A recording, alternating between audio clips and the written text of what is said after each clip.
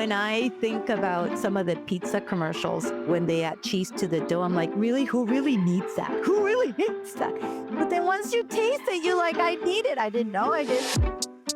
This is On Nutrition, a podcast from Mayo Clinic where we dig into the latest nutrition trends and research to help you understand what's health and what's hype.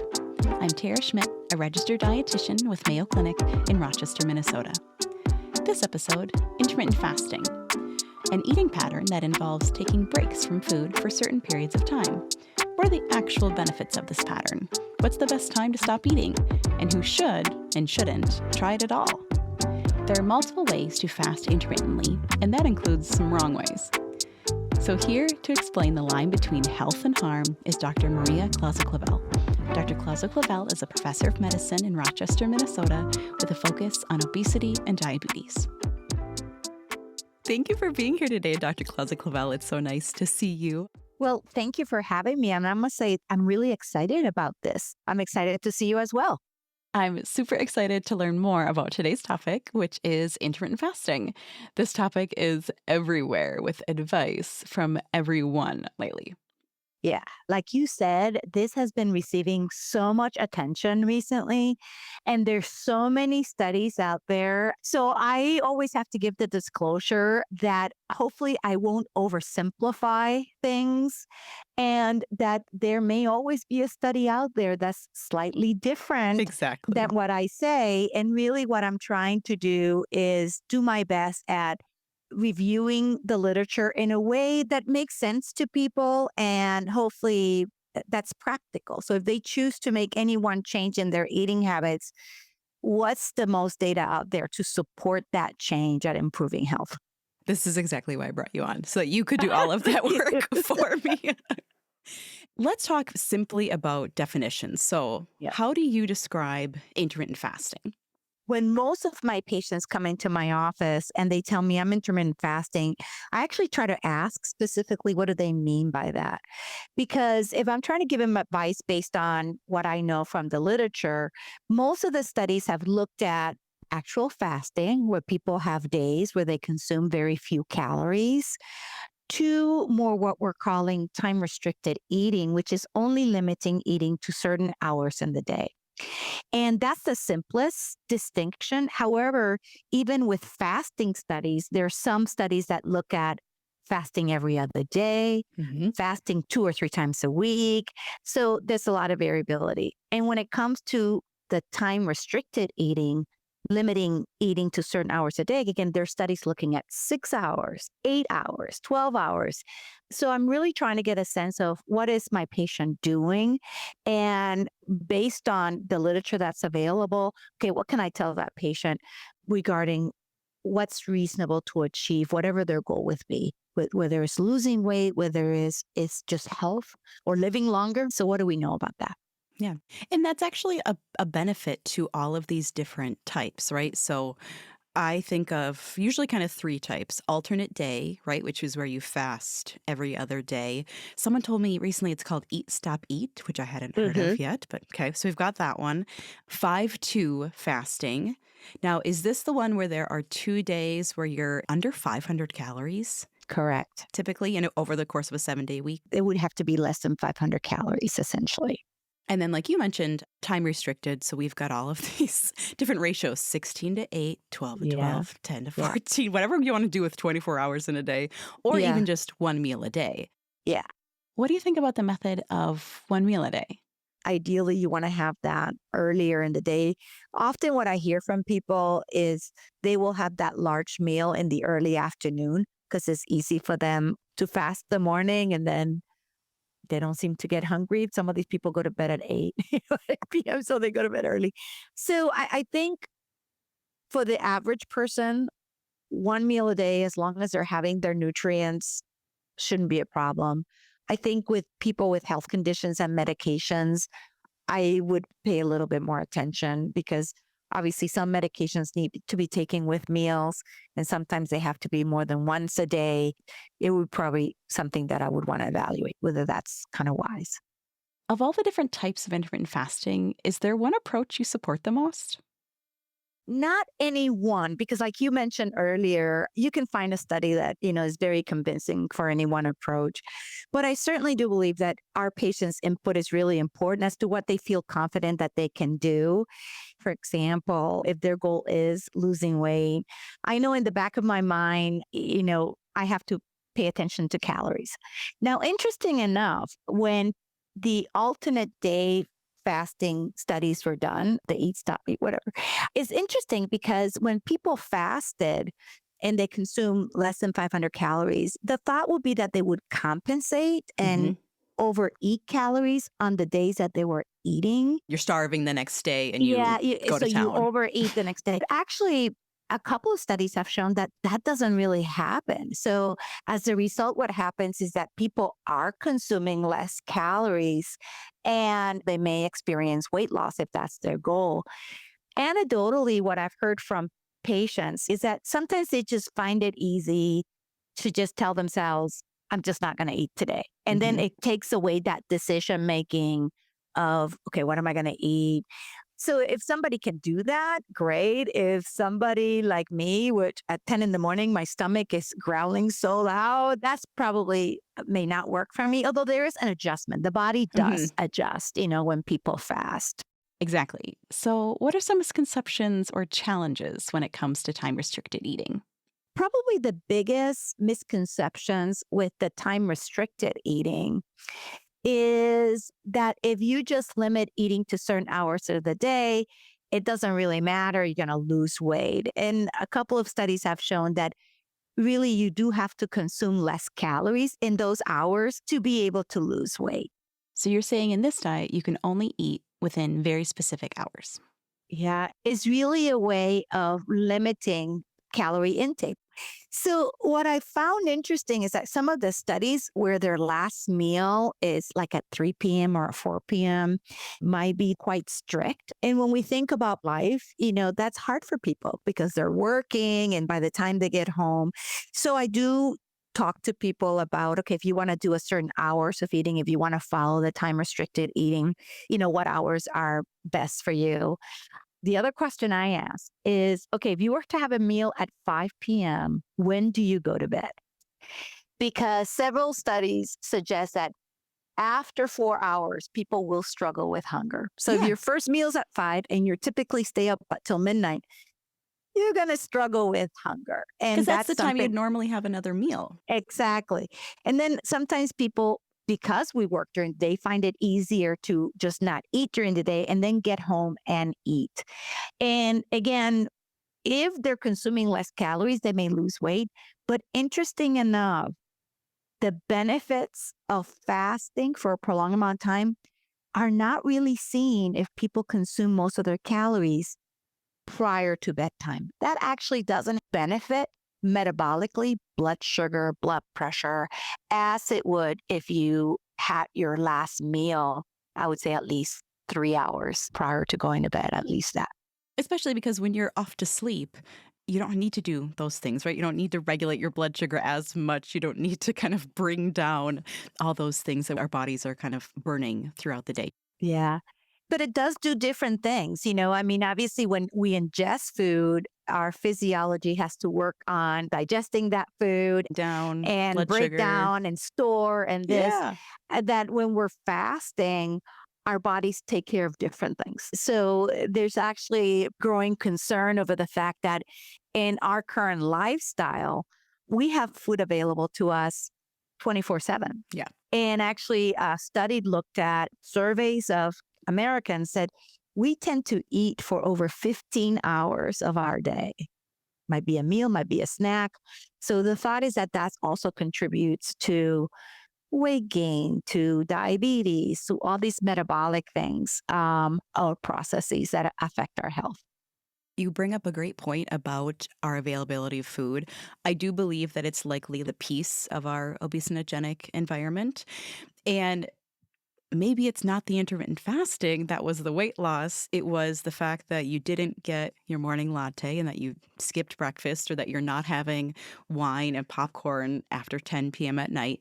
And so I'll usually say to patients, it doesn't really matter what we want to call it, or if you want to have a certain ratio to it. Do you feel like this strategy is going to help you decrease your total calorie intake? And if it is, okay, let's go for it.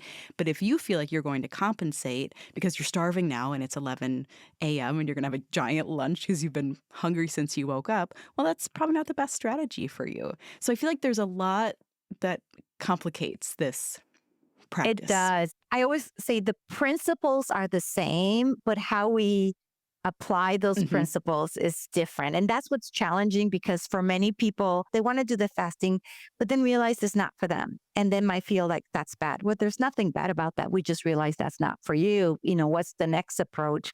But you're right, that can introduce a lot of frustration. And my joke about the time restricted eating is that I have a family member who would always talk to me about that. And I would say, well, just don't snack after dinner, just don't snack. Never pay attention. So one day he comes to me, he goes, oh, this is working for me. I'm doing time restricted eating. I'm not eating after 6 p.m. I'm like, you mean you're skipping your night times? I've been telling you all these years. I mean, it's the same thing. He just had a name to it, and now he could say, and there's people talking about this, and it works. I'm like, okay, that's fine. Thanks a lot. We'll call it time restricted eating. We'll call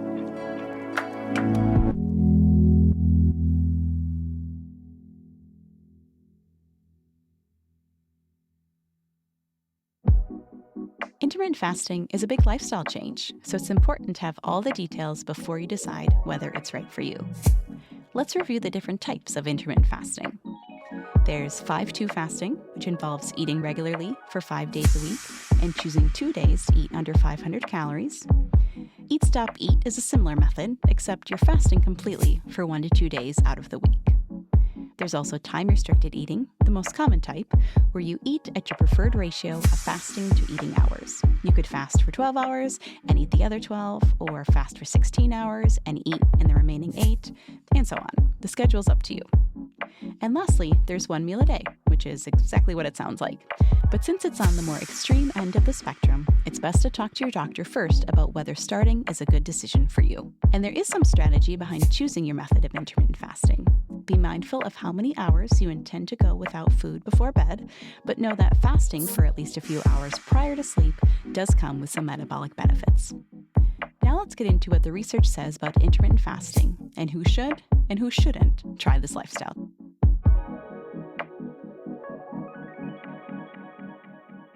So let's talk about the physiology of intermittent fasting. What's happening to our bodies when we're restricting our eating?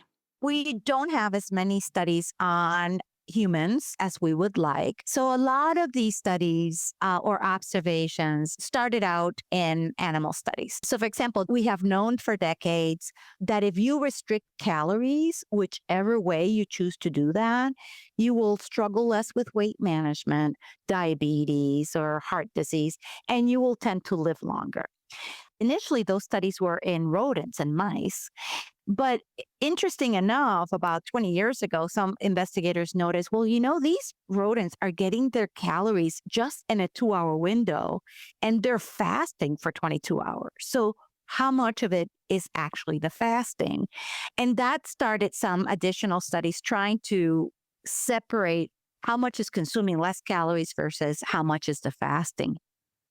And again, you'll find some contradictory data. However, it is clear that fasting does provide benefits when it comes to your metabolism, when it comes to protecting you against heart disease, when it comes to protecting you against diabetes.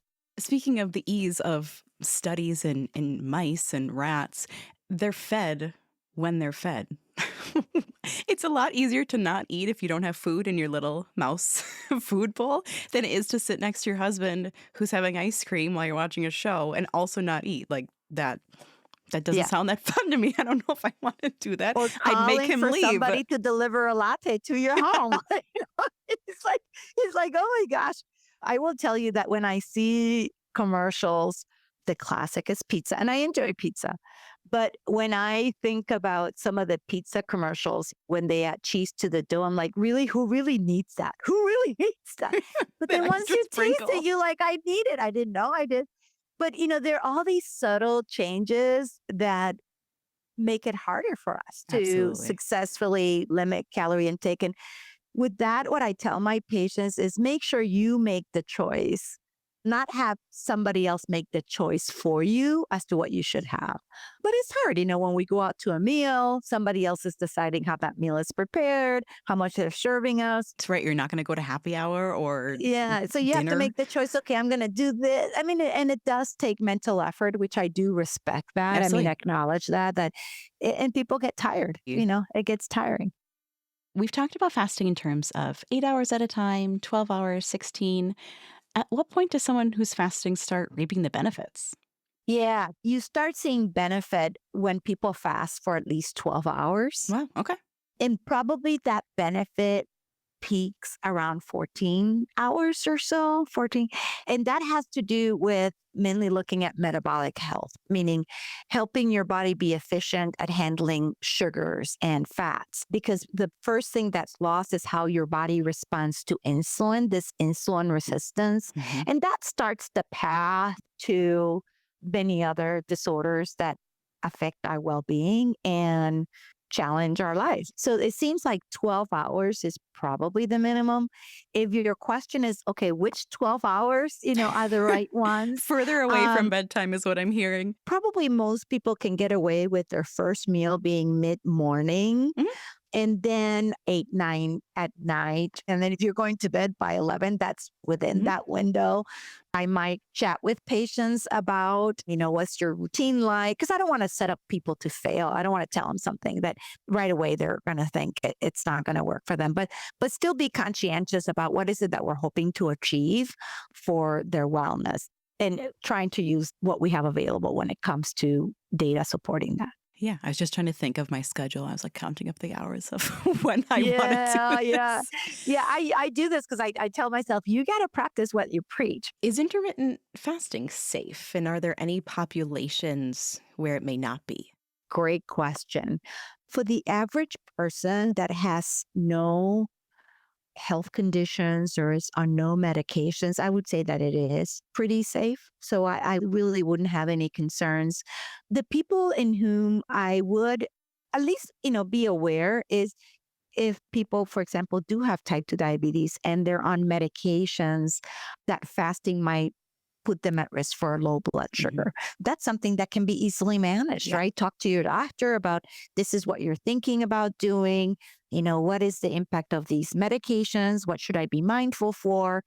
When it comes to other health conditions, the only situation that I would be really concerned if is people have significant health issues with their kidneys or Hmm. their liver, which again, just being mindful of that and making sure that in our patient trying to do something good, they don't cause themselves so harm.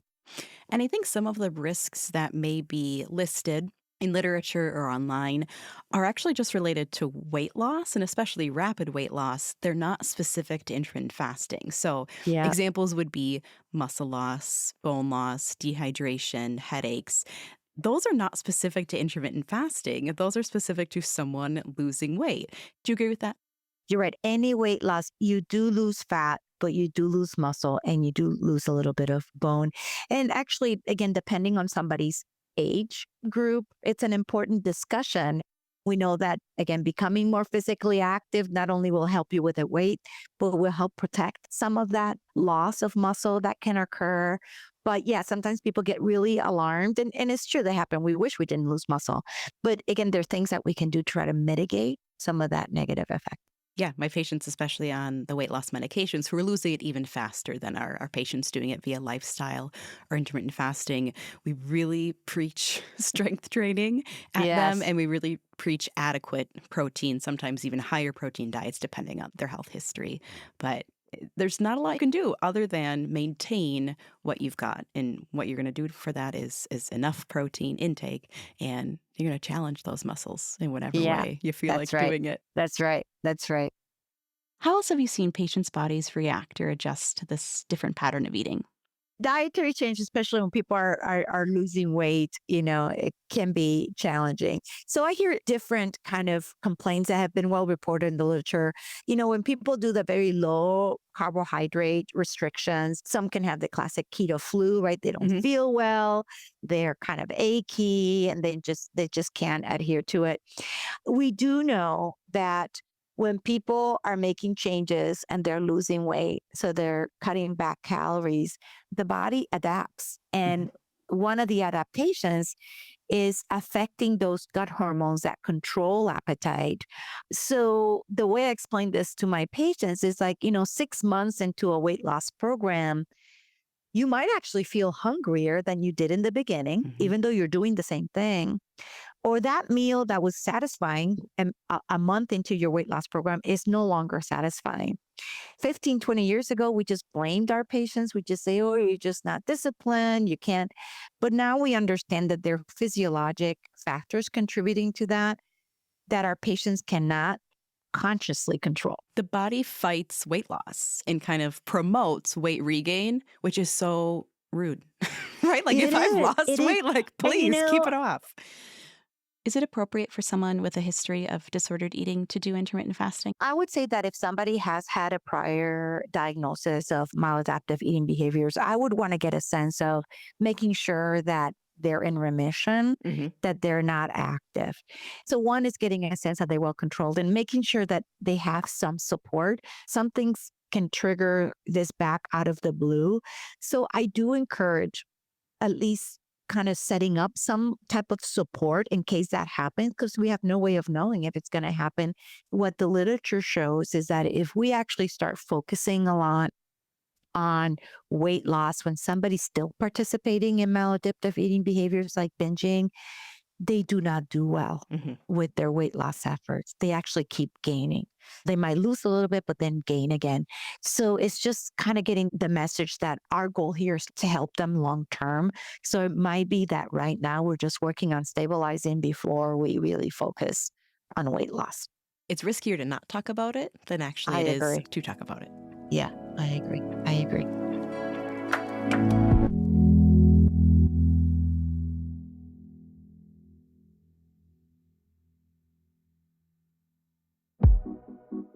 When you see the many studies about intermittent fasting, realize that most are based on subjects, including mice, who are restricting their eating but don't have other things to worry about, like a social life or work schedule. So make choices that are right for you and your lifestyle.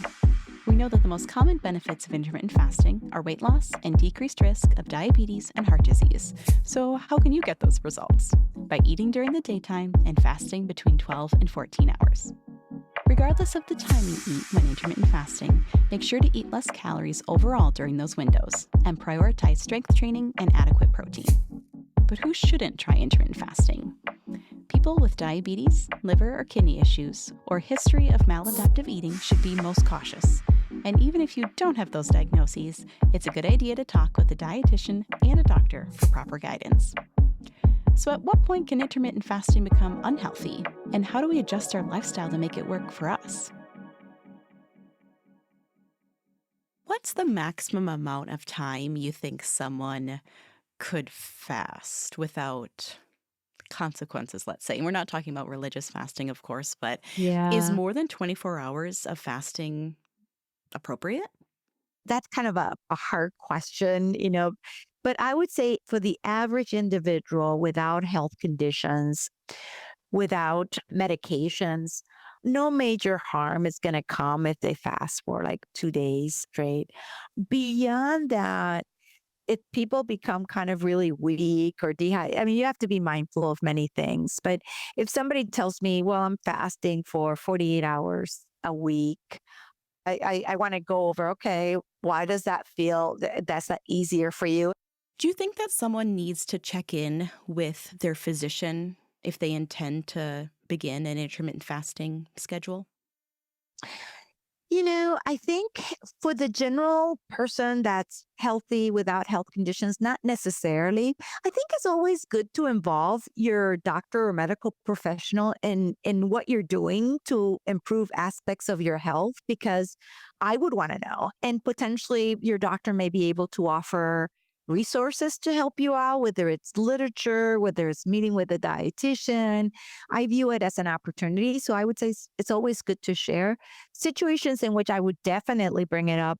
And again, the person with established health conditions, I would definitely go over medication lists to make sure there's nothing that might worry me. There are some medications in the treatment of diabetes. These are the SGLT2 inhibitors that actually control blood sugar without insulin. They can run into significant problems. So if it has health conditions on medications, I think it would be important to bring it up to your doctor so they can go over your medication list, just kind of assess to make sure, okay, is there something that might worry me that we have to watch out for? And you gave a shout out to dietitians, so thank you. Yes, Because yes. I also need to make sure that you're able to get your nutrient needs met when you're fasting. So if you choose to only eat for 4 hours in a 24-hour period, it's going to be fairly difficult. How do I get you all your protein and hydration can be outside of those hours, I suppose, if it's water. But how do I Yeah. get you everything that you need, and do I need to cover your bases? So depending on the severity or maybe how strict you are with your intermittent fasting, you might need to involve more than one professional. Yeah, I would agree. And even with some eating plans, like, vegetarians, they might not be getting all their nutrients. So, especially for, again, young women, reproductive age group, often we might need to advise them to take a multivitamin, which the vast majority of people may not need. But I always tell patients when they start asking me questions about specific dietary things, like I can give you the gestalt, but you need to see a dietitian Thank you. because they will spend the time to go over those specifics, which I value. Dr. Clausical-Val, do you happen to practice intermittent fasting? Well, it's funny because I've done this kind of all my life. It was just noticing the benefits when it comes to metabolism. So I would tell you that in our household, we tend not to snack after Mhm. our evening meal. Our evening meal is usually, 6 or 7. We try to do that. I think 12 hours of fasting is good for health. And I do try to practice that. And it doesn't always have to have a definition, right? So you may not go around saying that you practice intermittent fasting, but your household has a general rule or practice of not eating before bed. And that's okay too. So we don't always That's need okay to too. We don't have to label. label it. Exactly. And especially for younger people, well, all of us, we're always trying to kind of adjust aspects of our lifestyle to situations, right? When we're having young kids, there are all these different phases of life that impact these basic needs and how we adjust to that. But I like to encourage people to recognize that they do have some power of that. It's hard many times. Adapting your environment is sometimes Yeah, your best but they option. do. They do have power over trying to facilitate the situation for them. Dr. Clausical-Val, I want to thank you so much for your time today. I have always been learning from you my whole career, but I Thank learned you. from you today. So thank you Great. again. Well, congratulations with this and wishing you lots of success. Thank you for welcoming me.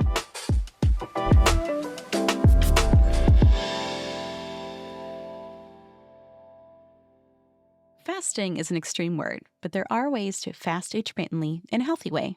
First off, it's never a good idea to fast for more than 48 hours.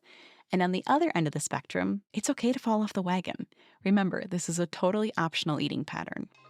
And if any of these methods seem impractical for you, skipping ice cream after dinner is progress too. That's all for this episode, but if you've got a question or topic suggestion, you can leave us a voicemail at 507-538-6272. We might even feature your voice on the show.